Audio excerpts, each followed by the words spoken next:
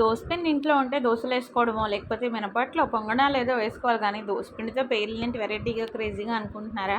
అంతేనండి, ట్రెండ్ అంటూ మొదలయ్యాక మనం ఫాలో అవ్వకపోతే ఎలా చెప్పండి. అందుకనే నేను కూడా క్రేజీగా దోశ ఆట అయితే మొదలెట్టేశాను. పైగా దోశ ఆటకి నేనే అనుకున్నాను, కానీ నన్ను మించిన అభిమానులు కూడా ఉన్నారని ఈ మధ్యకాలంలోనే తెలిసింది. అన్నట్టు దోశ ఆటకు వచ్చినంతమంది సబ్స్క్రైబర్స్ మన ఛానల్కి మిగిలిన వీడియోస్కి రాలేదు. అఫ్కోర్స్ లంచ్ బాక్స్ కూడా మంచి సబ్స్క్రైబర్స్ వచ్చారనుకోండి. అప్పుడు అర్థమైంది ఏంటంటే జనాలు కొంచెం మంచిగా వీడియోస్ చేస్తూ ఉంటే సపోర్ట్ అయితే చేస్తారు, కష్టానికి తగ్గ ఫలితం అయితే ఇస్తూ ఉంటారు అని.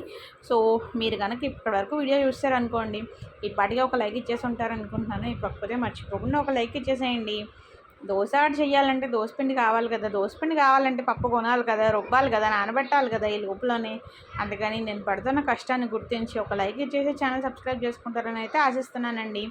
అన్నట్టు దోశ ఆట అని బోల్డ్ దోశలు వేసేయడమును, ఆ దోశలు ఏం చేయాలో తెలియక ఆలోచించడమును మా ఇంట్లో వంత అయిపోయిందనమాట. మా వారేమో అల్టిమేటం ఇచ్చారు, నువ్వు దోశ ఆటని ఇంకేదో అని ఆ దోశలు వేసి నన్ను తినమంటే నేను తిన్నట్టు ఉండట్లేదు అసలు అని. ఇంకా అక్కడి నుంచి మా పిల్ల ఉంది కదా, మా పిల్ల క్రేజీగా ఇది ఆ అక్షరం ఈ అక్షరం అని మా పిల్లకి తినిపించేస్తున్నాను. ఇంకా లాస్ట్లో చచ్చినట్టు నేనే తింటాను అనుకోండి.